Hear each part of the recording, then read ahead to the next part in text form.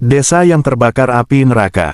Pada tahun 1800-an, di puncak sebuah dataran tinggi yang jauh dari jangkauan peradaban terkini, berdirilah sebuah desa kecil yang dijuluki dengan nama Desa Nafsu.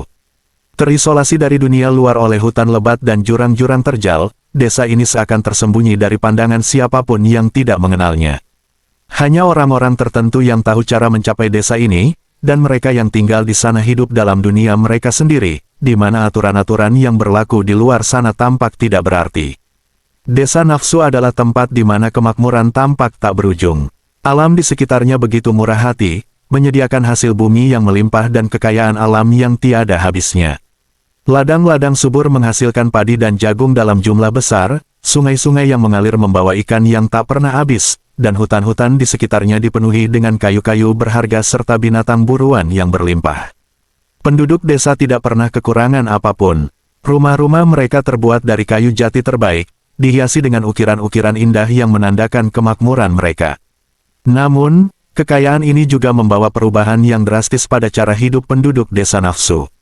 Di era di mana banyak desa-desa lain hidup dalam kesederhanaan, penduduk Desa Nafsu malah terjerumus dalam kemewahan yang berlebihan. Setiap hari di desa ini adalah hari perayaan. Penduduk desa merayakan kekayaan mereka dengan mengadakan pesta besar-besaran yang dihadiri oleh seluruh penduduk desa. Pesta-pesta ini, yang awalnya hanya diadakan pada saat-saat khusus seperti panen besar atau upacara adat, kini telah menjadi bagian dari kehidupan sehari-hari. Di setiap sudut desa, musik tradisional terdengar nyaring, mengiringi tari-tarian yang penuh semangat dan erotis. Meja-meja panjang dipenuhi dengan makanan-makanan mewah, hasil dari alam sekitar yang melimpah. Ayam panggang, daging rusa, nasi dari padi terbaik, dan buah-buahan segar selalu tersedia dalam jumlah yang melimpah. Minuman keras buatan lokal, yang sebelumnya hanya dinikmati oleh para tetua desa dalam ritual-ritual tertentu, kini bebas dinikmati oleh siapa saja. Tetapi, pesta-pesta ini bukan hanya sekadar perayaan. Seiring berjalannya waktu, maksiat dan perilaku amodal mulai menjadi bagian dari kehidupan sehari-hari. Penduduk desa, yang dulunya dikenal sebagai masyarakat yang taat dan berbudaya, mulai melupakan nilai-nilai luhur yang dulu mereka junjung tinggi. Orang-orang mulai lebih mementingkan kesenangan pribadi daripada kebersamaan. Kebebasan menjadi tidak terkendali, dan moralitas mulai terabaikan. Di desa ini, setiap malam berubah menjadi ajang pesta pora yang penuh dengan tindakan tak bermoral. Orang-orang tidak lagi peduli pada akibat dari perbuatan mereka. Perilaku yang dulunya dianggap tabu dan terlarang, kini menjadi hal yang biasa. Warga menggelar pesta seks di acara pesta. Mereka bebas bermain seks dengan siapa saja yang ditemuinya.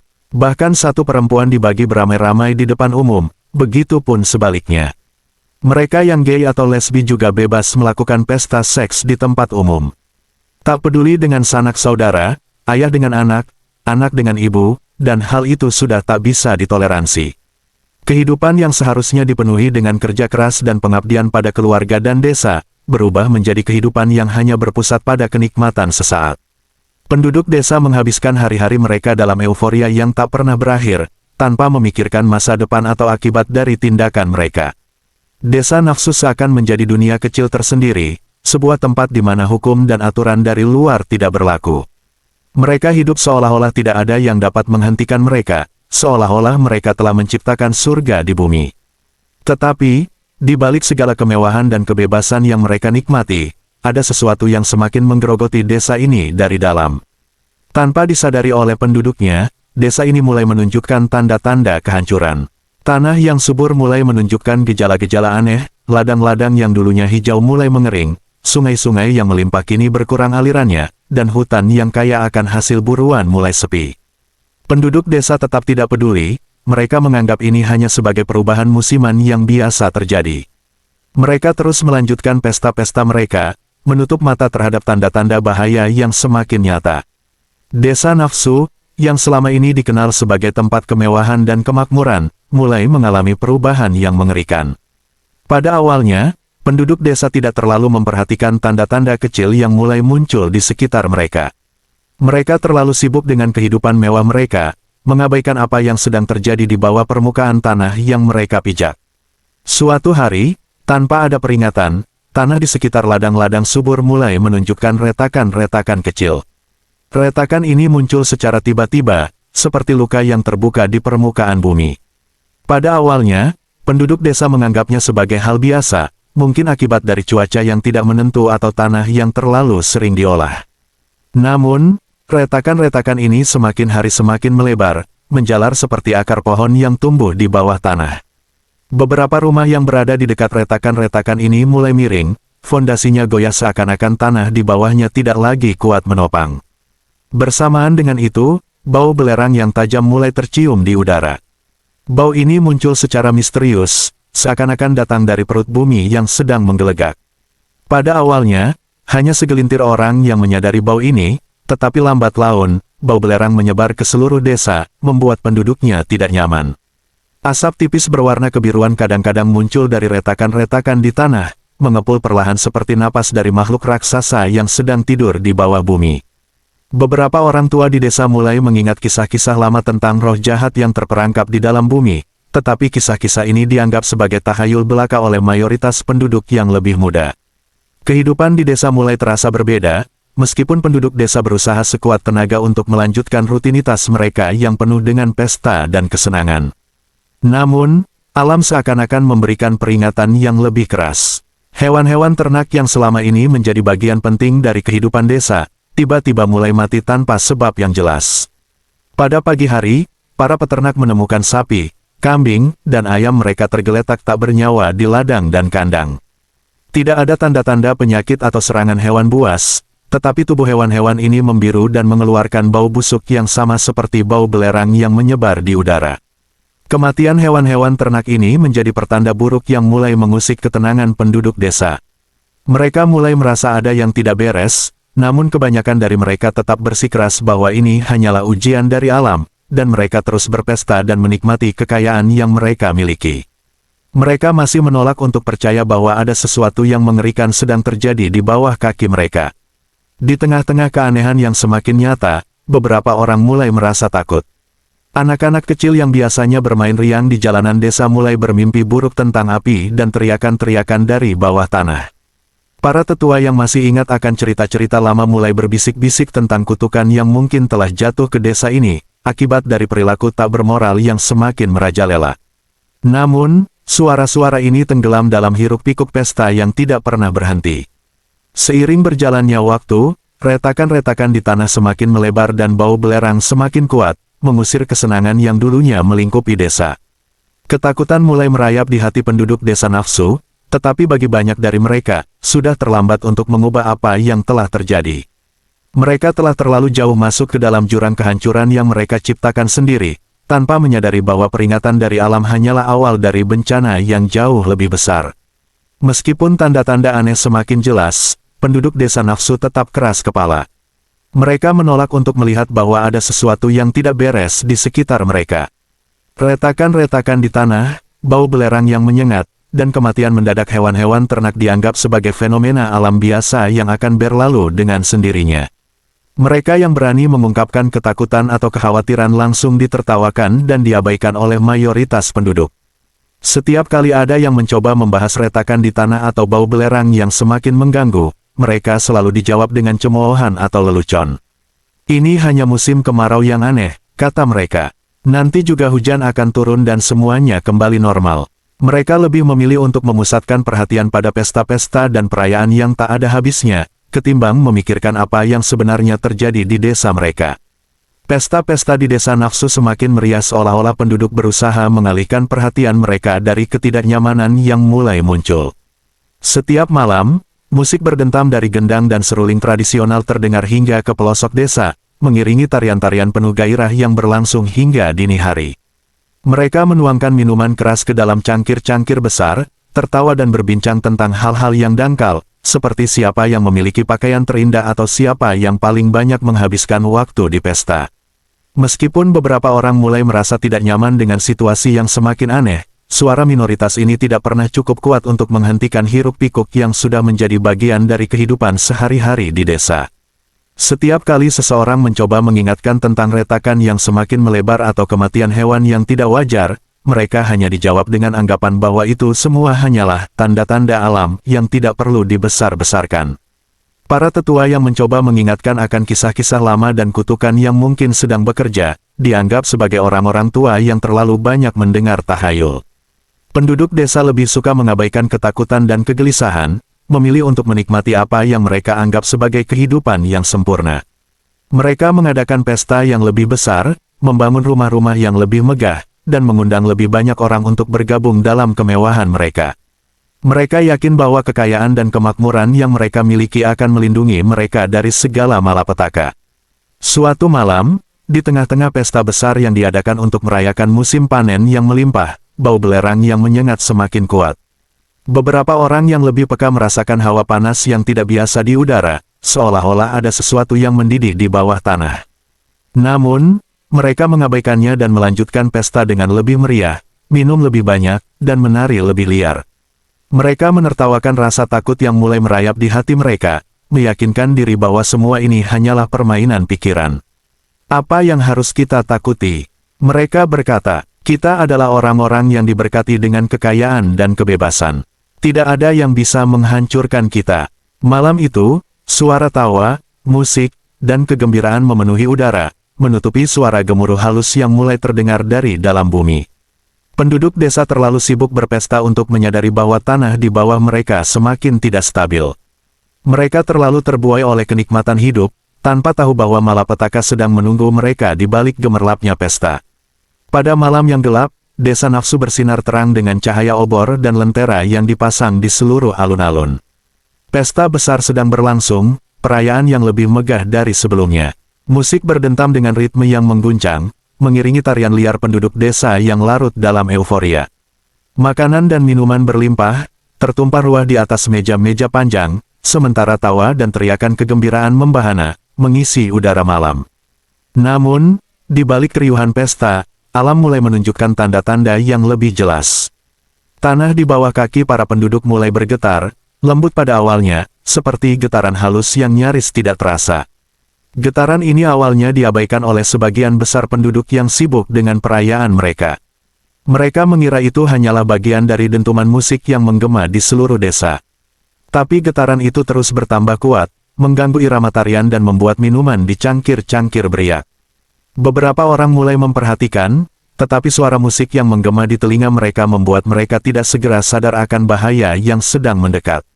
Hingga akhirnya, getaran itu berubah menjadi guncangan besar, membuat tanah di bawah desa berguncang hebat. Piring-piring jatuh dari meja, obor-obor terguncang, dan beberapa orang terhuyung-huyung jatuh ke tanah. Kepanikan mulai terasa di udara, tapi belum cukup kuat untuk menghentikan pesta yang sedang memuncak. Tiba-tiba, suara retakan keras terdengar dari bawah bumi, memecah malam yang riuh.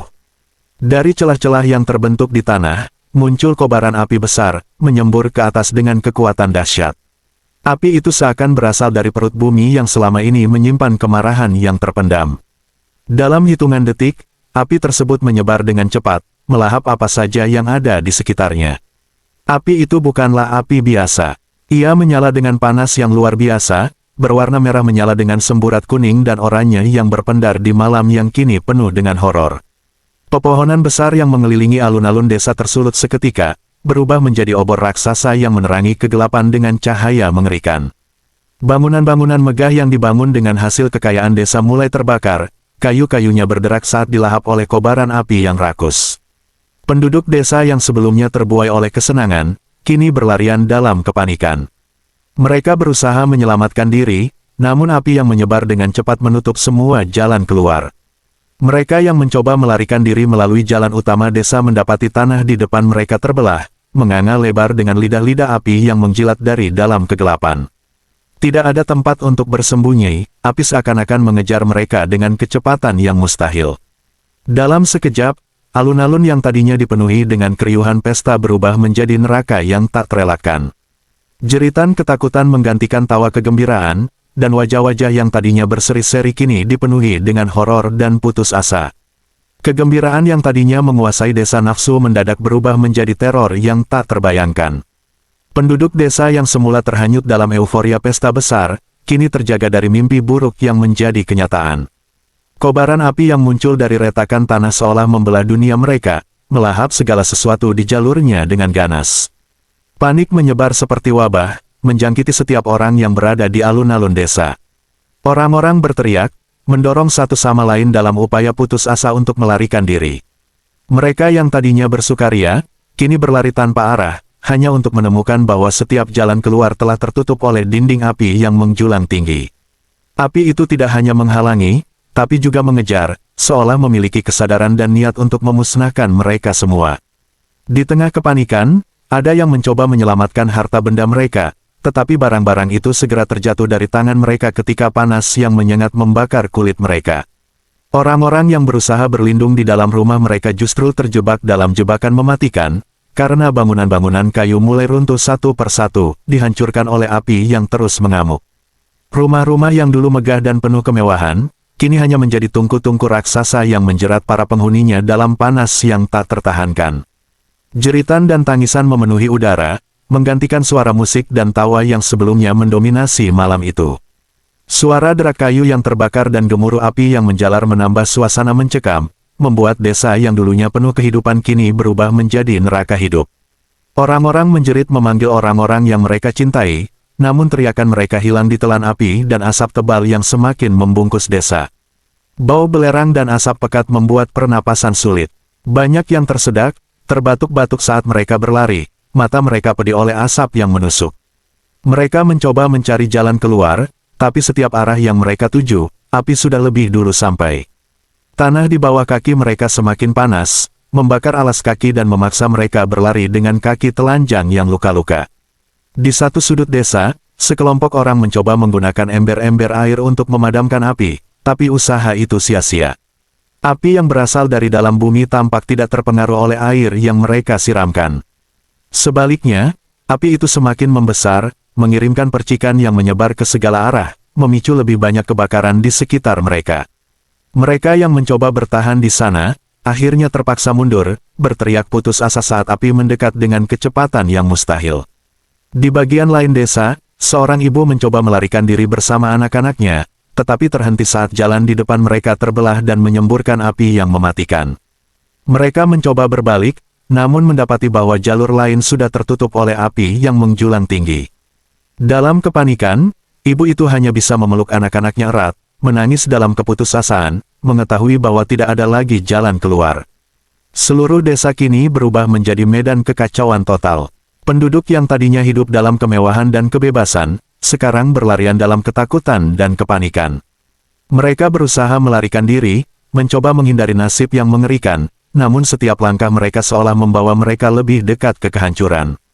Tidak ada tempat yang aman, tidak ada sudut yang tersisa dari amukan api yang tak terhentikan. Di atas semua itu, langit yang tadinya cerah kini tertutup oleh awan hitam yang pekat, menciptakan suasana yang lebih menyeramkan. Asap mengepul tebal ke udara, menyelimuti seluruh desa dalam kabut kelam yang menyesakkan. Udara panas yang menyengat membuat setiap napas terasa seperti siksaan, dan jeritan-jeritan ketakutan bergema di antara retakan tanah yang semakin lebar. Malam yang gelap di desa Nafsu menjadi saksi dari bencana yang tak terbayangkan. Api yang mulai menyembur dari dalam tanah semakin tidak terhentikan, seolah-olah desa itu telah jatuh ke dalam neraka yang membara di bumi. Kobaran api yang membesar seakan dipicu oleh dosa dan kemaksiatan yang selama ini dilakukan oleh penduduk desa. Nyala api tidak hanya membakar, tetapi juga menghisap segala bentuk kehidupan dan harapan. Sejak saat api pertama kali menyembur, langit di atas desa telah berubah menjadi merah darah, dipenuhi oleh asap pekat yang menyelimuti udara dan mengaburkan pandangan. Api yang terus berkobar menjalar dengan cepat, melahap semua yang ada di jalurnya. Bangunan megah yang dulunya menandakan kemewahan, kini runtuh dalam kobaran api, meninggalkan puing-puing yang hancur dan hitam. Pepohonan yang mengelilingi desa juga menjadi korban, terbakar hingga menjadi rangkaian kayu yang berserakan di tanah. Ketika api terus merambat, panas yang menyengat membuat tanah di bawah penduduk semakin tidak stabil. Retakan yang semakin lebar menyulitkan mereka untuk bergerak, dan banyak yang jatuh ke dalam celah-celah yang menganga, menjadi korban dari kehancuran yang tak terhindarkan. Suara jeritan dan tangisan memenuhi udara, namun tidak ada yang mampu mengubah takdir mereka. Di malam yang mencekam ini, suasana desa berubah menjadi medan perjuangan yang penuh dengan kengerian. Setiap sudut desa menjadi tempat pertempuran melawan api yang terus membakar tanpa henti. Upaya untuk melawan, untuk menyelamatkan diri, hanya menambah penderitaan. Penduduk yang terjebak dalam kobaran api, yang mencoba melarikan diri, menemui kematian yang lebih mengerikan, dengan tubuh mereka terpanggang dalam nyala api yang tak terhentikan. Desa nafsu, yang selama ini dikenal karena kemewahan dan kebebasan tanpa batas, kini menjadi lautan api dan abu. Ketenangan malam yang dahulu dipenuhi dengan suara tawa dan musik, kini digantikan oleh amukan api yang menghanguskan segala sesuatu. Langit merah yang membara di atas desa hanyalah simbol dari balasan alam terhadap dosa-dosa yang telah dilakukan penduduknya. Saat pagi menjelang, sisa-sisa desa yang pernah berdiri megah kini tertutup oleh lapisan abu hitam. Apa yang tersisa hanyalah reruntuhan dan kehampaan. Desa nafsu, yang sebelumnya penuh dengan kehidupan dan kesenangan, kini menjadi kuburan dari semua yang pernah mereka banggakan. Api yang tak terhentikan telah menyapu bersih desa, meninggalkan bekas yang akan selalu mengingatkan bahwa tidak ada yang bisa melarikan diri dari karma dan kehancuran yang disebabkan oleh kebanggaan dan kemaksiatan. Ketika fajar tiba, langit yang tadinya berwarna merah membara kini mulai memudar menjadi abu-abu pucat, menyembunyikan kehampaan yang terbentang di bawahnya. Desa nafsu, yang semalam masih terjaga dalam kegelapan penuh api, kini hanya menyisakan puing-puing dan abu yang membara. Malam yang penuh dengan kebakaran telah meninggalkan jejak kehancuran yang mendalam, menjadikan tempat yang dulu megah ini sebagai simbol dari akhir yang menyedihkan. Desa yang dulunya hidup dalam kemewahan dan kesenangan kini terbungkus dalam lapisan abu hitam yang tebal. Bangunan-bangunan yang megah dan penuh dengan hiasan, yang pernah menandakan kejayaan dan kemewahan, kini hanya tinggal reruntuhan yang hangus dan runtuh. Tiang-tiang yang dulunya berdiri kokoh kini hanya menyisakan sisa-sisa kayu hitam dan terkulai, membentuk sisa-sisa struktur yang hancur. Rumah-rumah yang sebelumnya dihuni oleh keluarga-keluarga, kini hanya tinggal sisa-sisa dinding yang terbakar dan puing-puing yang berserakan. Tanah yang dulu subur dan menguntungkan, kini berubah menjadi permukaan yang gosong dan tandus. Jejak-jejak api yang membakar tidak hanya menghancurkan bangunan, tetapi juga merusak tanah di bawahnya, meninggalkan tanah yang kering dan retak, tidak lagi bisa memberikan kehidupan. Retakan besar membelah tanah, menganga dengan bekas-bekas api yang menjalar, mengingatkan bahwa bencana ini adalah akibat dari dosa dan kemaksiatan yang telah menumpuk selama bertahun-tahun. Di sepanjang jalan-jalan desa, asap tebal yang masih mengepul perlahan menghilang, meninggalkan bau hangus yang menyengat di udara. Aroma belerang yang tajam mengisi setiap sudut, menambah rasa tidak nyaman bagi siapapun yang mungkin melintasi tempat ini. Tidak ada lagi suara tawa atau musik yang menggembirakan, yang tersisa hanyalah keheningan mencekam dan suara angin yang berhembus di antara reruntuhan. Dari kejauhan, desa nafsu tampak seperti lukisan kehancuran. Apa yang dulunya menjadi pusat kemewahan dan perayaan, kini hanya menjadi lautan abu dan reruntuhan. Setiap sudut desa yang dulu dipenuhi oleh kehidupan, kini hanya merupakan sisa-sisa hitam yang melambangkan penutup akhir dari sebuah era. Tidak ada lagi tanda-tanda kehidupan, hanya kehampaan yang menyeluruh dan kesunyian yang mencekam. Kehancuran desa ini menjadi peringatan yang mendalam tentang akibat dari kehidupan yang penuh dosa dan tanpa moral. Apa yang terjadi di desa nafsu adalah simbol jelas dari balasan alam terhadap kelebihan dan kesombongan manusia. Tanah yang dulu melimpah dengan segala sesuatu yang diinginkan kini menjadi ruang kosong yang tidak dapat menghidupi apapun. Abu dan reruntuhan yang tersisa dari kebakaran adalah saksi bisu dari akhir sebuah dunia yang telah menolak untuk mendengarkan peringatan dan mengubah jalan hidup mereka.